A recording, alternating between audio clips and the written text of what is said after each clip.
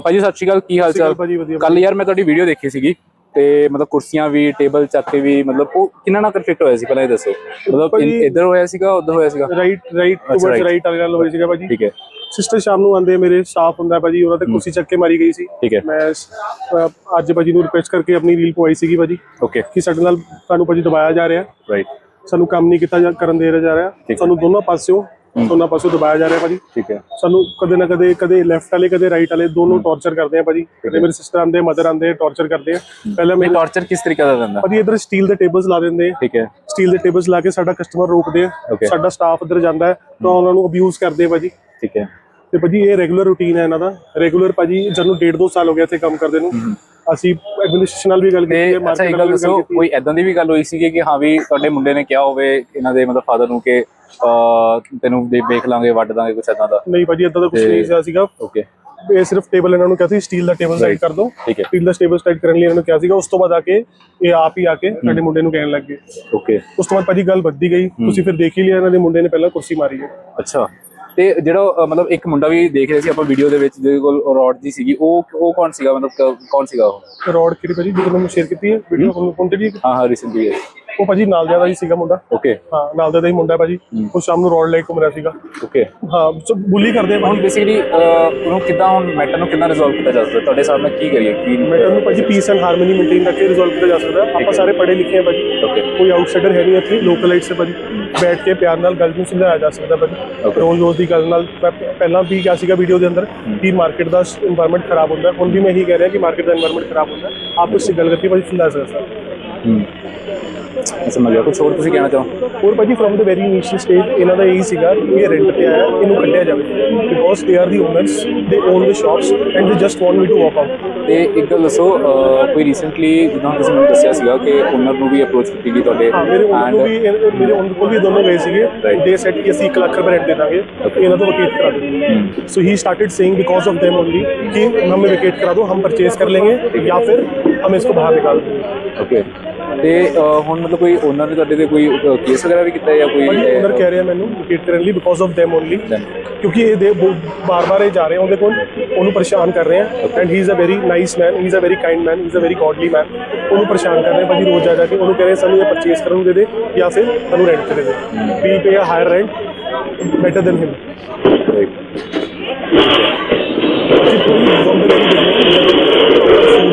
ਉਹਨੂੰ ਸਟਾਰਟ ਹੀ ਕੀਤਾ ਸੀ। ਕਰ ਦਿੱਤਾ ਇਸ ਸਟਾਰਟਿੰਗ ਦੇ ਵਿੱਚ? ਆਈ ਸਟਾਰਟਡ ਇਨ 2024 ਮਾਰਚ। 24 ਮਤਲਬ ਇੱਥੇ ਦੀ ਮਾਰਕੀਟ ਚ ਇੱਕ ਜਿਹੜਾ ਤੁਹਾਡੇ 46 ਦੇ ਵਿੱਚ ਸੀ ਉਹ ਆਈ ਸਟਾਰਟਡ ਇਨ 2016 ਜੁਲਾਈ।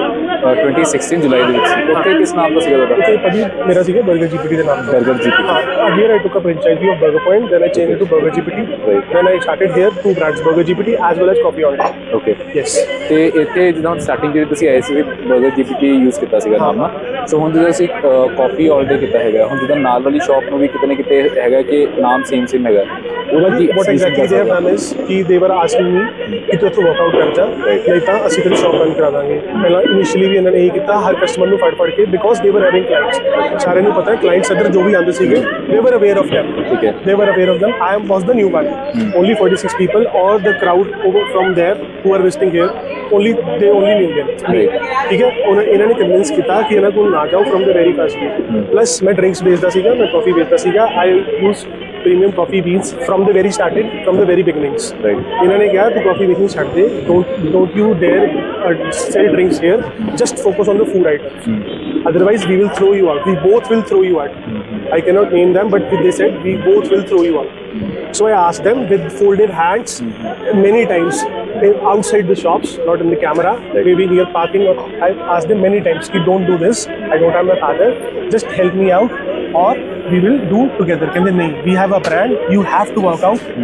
ਉਸ ਤੋਂ ਬਾਅਦ ਭਾਜੀ ਇਹਨਾਂ ਨੇ ਨਾ ਪ੍ਰੈਸ਼ਰ ਕੀਤਾ। they started bullying my sister, my mother every day. So I changed.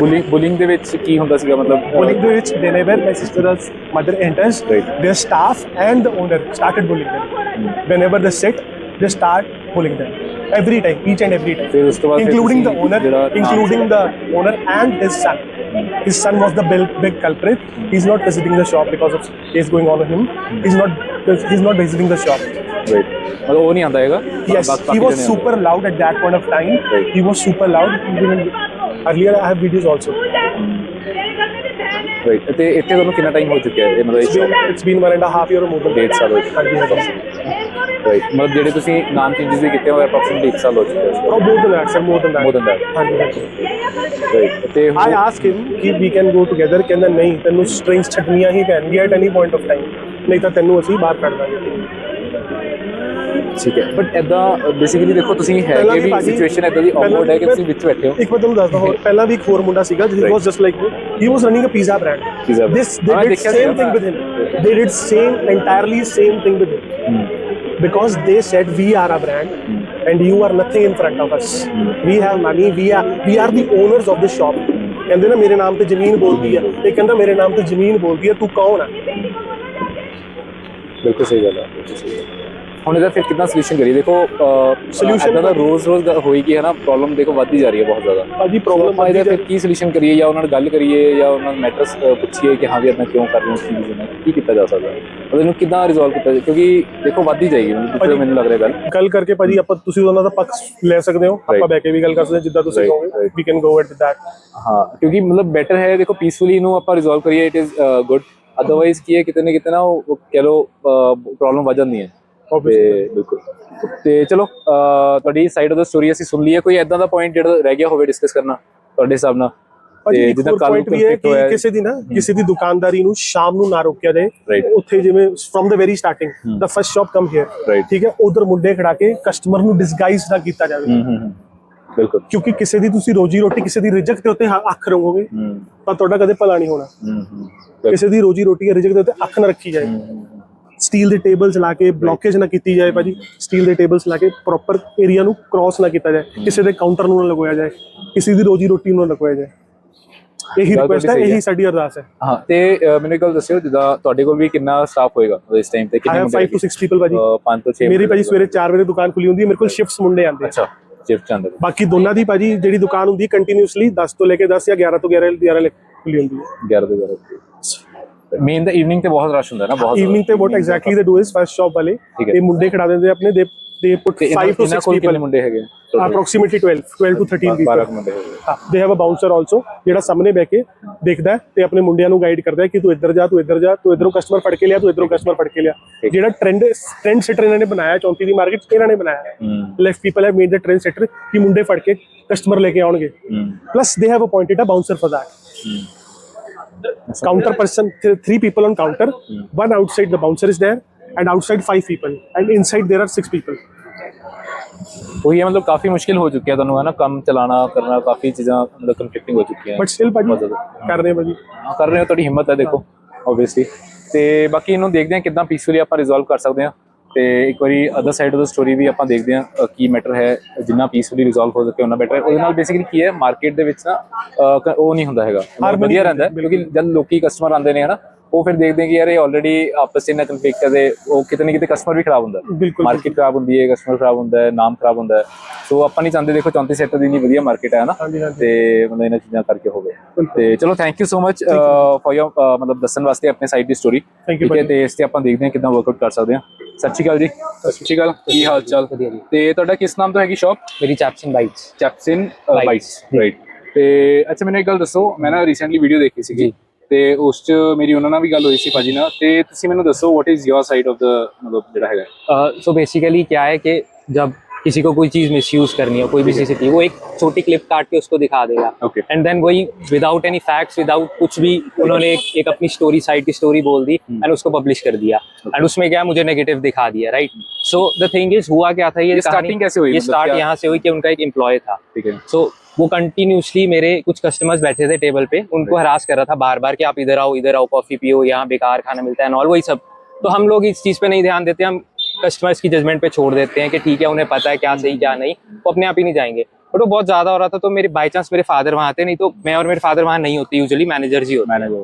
तो उसने मेरे फादर को बोला कि मेरा फादर एंड मैनेजर था, दोनों ने मना किया, तो उसने मेरे फादर एंड मैनेजर को बोला ऐसी उंगली करके उसके एक एम्प्लॉय ने कि जो मेरे बीच में बोलेगा उसको मैं फाड़ दूंगा, ऐसे इशारा करके। तो मैं यही कहना चाहता हूँ, अगर आपको क्लिप डालनी है पूरी क्लिप डालो, उसको पूरा दिखाओ कि उसने क्या किया था। अब कोई भी बेटा है वो अपने फादर के बारे में सुन के मतलब कैसे रुकेगा, है ना। अगर आप कह रहे हो इतना एग्रेसिव हुआ, ये किया, वो मैंने कुर्सी जो मैंने चेयर फेंकी भी है वो मैंने उस लड़के पे फेंकी है। अब उनका एक बेसिक सा टैक्टिक है कि अगर मतलब आप इतनी बड़ी वीडियो बना रहे हो, आपकी शॉप है, आप खुद क्यों नहीं बैठते हो, आप साइड पे खड़े हो जाते हो एंड आप अपनी सिस्टर को वहां बिठा देते हो, क्यों, ताकि कुछ भी हो तो हम एक मतलब एक टाइमिंग क्या है, मतलब जैसे कितने बजे सिस्टर बैठती हैं और कितने बजे? ये लोग इवनिंग में ही आते हैं, इवनिंग में दिन में इनके एम्प्लॉयज ही रहते हैं। दिन में एम्प्लॉयज जी। तो सर मैं ये मतलब कोई भी बात ऐसे नहीं करना चाहता, मैं फैक्ट्स के साथ बोलना चाहता हूँ। अगर वो कह रहा है पुलिस ने इनका केस क्यों नहीं लिया, बिकॉज ये एक तरह से एट डिफॉल्ट है। आप सेक्टर 34 में कभी भी जाके किसी को भी पूछ लो, मैं अपने मुंह से बोल रहा हूँ, किसी भी पुलिस वाले को पूछे कि कॉफी ऑल डे वालों के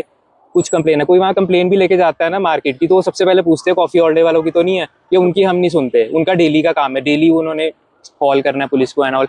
और आप किसी से भी मार्केट में बात कर लो, कोई भी बिजनेस वाला, कोई भी शाम को कॉफी फुल डे के साथ या हमारे कोई भी कस्टमर है, आप उनसे बात कर लो। ये कस्टमर्स को भी हरास करते हैं जा जाके कि आप यहाँ से पियो, यहाँ पे गंद मिलता है। वो ये कहते हैं कि जो बाकी शॉप्स वाले हैं वो ओनर है, उनकी खुद की ओन शॉप है। सर मेरी दोनों शॉप्स रेंट पे है, मेरी पीछे की दोनों शॉप्स रेंट पे है। अच्छा, दोनों शॉप्स रेंट पे है। ये कौन सी जो अभी जो वाली शॉप है वो वाली भी रेंटल है या वो आपकी खुद की है? मेरी एक पुरानी शॉप है आगे, और ये जो दो शॉप्स हैं मेरे नाम पे है, टैप्स एंड बाइट्स, ये दोनों रेंटेड है। ये रेंटेड है जी, ये रेंटेड शॉप्स हैं। प्रूव बोल रहा हूँ कि आप जाके उन लोगों से बात कर सकते हो, अगर मैं झूठ बोल रहा हूँ। बट उनके भैया उनके कुछ भी वेग वो चीजें जो भी उनके मन में आता है कुछ भी बोल देते हैं, और बड़ा इजी है कि एक वीडियो बना के कुछ भी किसी के बारे में भी वेग बोल के। चलो चेयर भी गिराई थी, है ना? जी, मैं मानता हूँ मेरी गलती है, मैं उस टाइम गुस्से में आया, बट वो क्यों आया, उसका रीजन क्या था? कोई लड़का मेरे फादर, वो भी उसका एक एम्प्लॉय, नॉट हिमसेल्फ, है ना, मैं उससे बात करूँ, उसका एक एम्प्लॉय मेरे फादर को बोल रहा है कि मैं तेरे को फाड़ दूंगा, मारने की धमकी दे रहा है। तो फिर बताओ एक बेटा कैसे चुप रहेगा? सही बात है, सही बात। तो अगर आपको फिर भी लगता है कि इस चीज में भी मैं गलत हूँ, मैं अपने फादर के लिए स्टैंड लिया, तो फिर नहीं वो। पर एक चीज बताओ, चलो इसमें हम कंक्लूजन की बात करते हैं कि इसको कैसे सेट किया जाए। जैसे आप बता रहे हो कि ये फ्रिक्वेंटली ये चीजें रहती हैं सर, इसको कैसे सेटिंग कर सकते हैं? इनको 1-1.5 साल हो चुका है यहाँ पे, so I have tried I think hundreds of time कि मैं सारे उनसे एक बार एक सेम पेज पे हम आ पाए। बेसिकली जब से आए इन्होंने 4-5 लड़के बाहर खड़े करने शुरू कर दिए।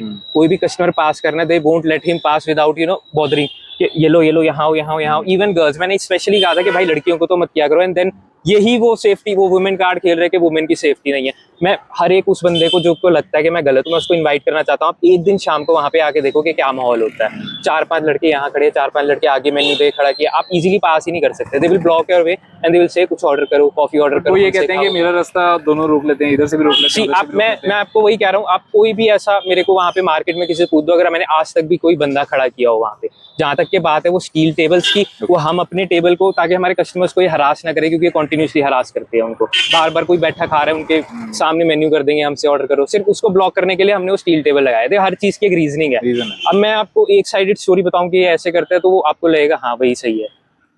बिल्कुल। तो काफी मतलब देखा था मैंने, काफी ज्यादा था। तो इसका सोल्यूशन आप क्या बता? अब एक चीज और बताओ, ठीक है? पाजी तो वैसे कह रहे थे कि वो चीज ना करना, बट मेरे को दिखाना और बात करना बनता है। तो मेरे देखो उनके ओनर के साथ तो बात नहीं हुई जो फुल डे वाले हैं, कॉफी फुल डे, बट आप बताओ कि what is your view point, क्योंकि आप थर्ड पार्टी हो, ठीक है, आपको पता है कि मार्केट में कैसे है। तो वो ये कब आए थे, क्या नाम, कैसे सेम रखा? जब ये लोग आए थे, कॉफी फुल डे एक पुराना ब्रांड है, ठीक है, कब से बैठे हैं? उन्हें हो गए आई थिंक कोविड से पहले की, आई थिंक 7 years 7 years। तो मैंने उनके बाद खोली है, बल्कि यहाँ पे बैक साइड, इसको 3 ही साल हुए हैं।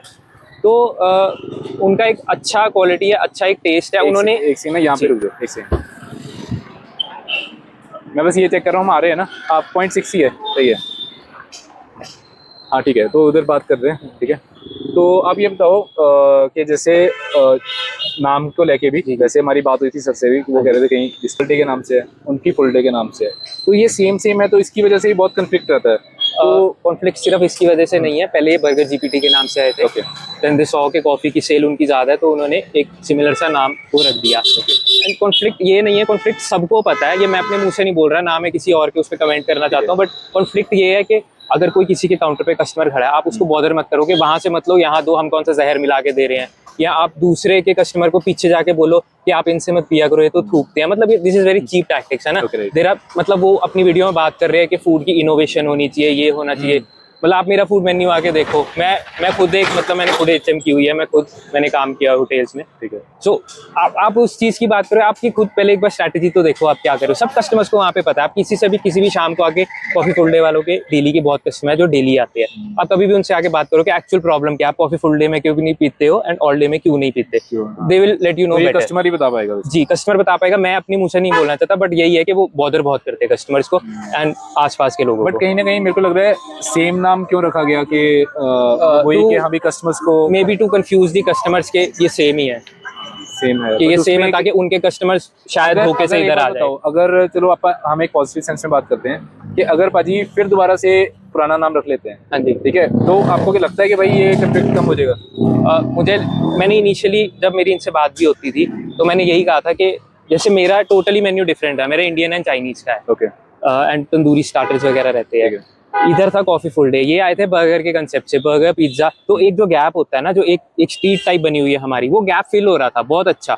अगर हम क्या है, हम वहाँ मिलजुल के काम करते हैं, जो चीज़ हमारे पास नहीं हमने कहीं और से लेके दे दी। पहले भी वहाँ पिज्जा वाले थे, ठीक है, तो हमारा उनके साथ ऐसे ही रहता था, हमारे पास नहीं, हमने पिज्जा मांगा, बर्गर मांगा, उनसे लेके दे दिया। बट इन्होंने उस वे में हमारे साथ कभी कोऑपरेट किया नहीं है। आप अगर आगे बात करो, वो कॉपरेशन की भी बात कर रहे थे, आप एक बार आगे पूछना इनकी कितने लोगों से कॉपरेशन होती है मार्केट में और हमारी कितनों से होती है, तो उसी से आपको थोड़ा क्लियर हो जाएगा मिलजुल के। मतलब मेरे सेम मेन्यू की मैंने कितनी बात करने शॉप्स की है देखो कोशिश करी थी, बट मेरे को चीज़ें थोड़ी सी क्लियर नहीं हुई। जी जी। बट चलो, मेन यही है कि देखते हैं इसको अब। व्हाट इज द कंफ्यूजन, अब क्या कहते हो, मतलब कि इसको कैसे सेट करा जाता है? सर मैं तो देखो इन चीज में पढ़ना भी नहीं चाहता, ना हम वहाँ जाते थे। Right. You continue to do whatever you are doing, है ना, मेरे को नहीं फर्क पड़ रहा। आप कस्टमर्स को बॉदर करो, कुछ करो, वहाँ कस्टमर क्लाइंट कम होगा, वो आपके लिए भी नुकसान है, मेरे लिए तो ऑब्वियसली है ही है। तो अगर बट आप मेरे फादर को अब्यूज करोगे तो मैं कैसे चुप रहूंगा, मैं उसको तो नहीं इग्नोर कर सकता ना। कभी मेरी मार्केट में कोई मेरा रिकॉर्ड हो, क्रिमिनल रिकॉर्ड, कभी मेरी पुलिस स्टेशन में कोई रिपोर्ट हो, आप मेरा चेक करवा लो, और आप सेम रिकॉर्ड इनका चेक करवा सकते हो सर। सो गाइस देखो, ਅਸੀਂ पूरी स्टोरी सर तो सुनी है, ठीक है, दूजा पार्ट भी सुनना बहुत ਜ਼ਰੂਰੀ ਹੈ, ਤਾਂ ਹੀ ਪਤਾ ਲੱਗਦਾ ਹੈ what is the actual story. So ਅਸੀਂ मतलब यही चाहते हैं कि we don't want to make any conflicts out of the conversation. मतलब ਸਾਡਾ ਮੇਨ ਪਰਪਸ ਹੈ ਕਿ ਯਾਰ ਇਹਨਾਂ ਦਾ ਵੀ ਬਣਿਆ ਰਵੇ, ਇਹ ਵੀ ਆਪਣਾ ਕੰਮ ਕਰਦੇ ਰਹਿਣ, ਉਹ ਵੀ ਆਪਣਾ ਕੰਮ ਕਰਦਾ ਰਵੇ, ਕਿਤੇ ਨਾ ਕਿਤੇ ਉਹ ਵੀ ਆਪਣਾ ਅੰਡਰਸਟੈਂਡ ਕਰਨ ਕਿ ਯਾਰ ਠੀਕ ਹੈ ਆਪਣਾ ਏਰੀਆ ਹੈ, ਤੁਸੀਂ ਆਪਣੇ ਏਰੀਆ ਨੂੰ ਸੰਭਾਲੋ, ठीक है, ये अपने एरिया में संभालन और अपना अपना काम करते रहो, ठीक है। मतलब कई कंफ्लिक्ट से ना ही पाओ तो ज़्यादा बेटर है, क्योंकि मार्केट देखो 34 सेक्टर की बहुत अच्छी मार्केट, हम भी ਅਸੀਂ 44 खड़े हैं, बहुत नाम बन चुके हैं इस मार्केट का भी, है ना। सो इसी तरीके 34 का भी बहुत नाम है, आप उस तरीके मतलब एक पॉजिटिव सेंस से मार्केट में बनने आती है ना। सो ठीक है, थैंक यू इन्हों का पार्ट सुनने वास्ते। तो हम देखते हैं, एक बार कस्टमर रिव्यूज़ भी लवांगे, वो तुम जाके शाम को दिखाने। Thank you.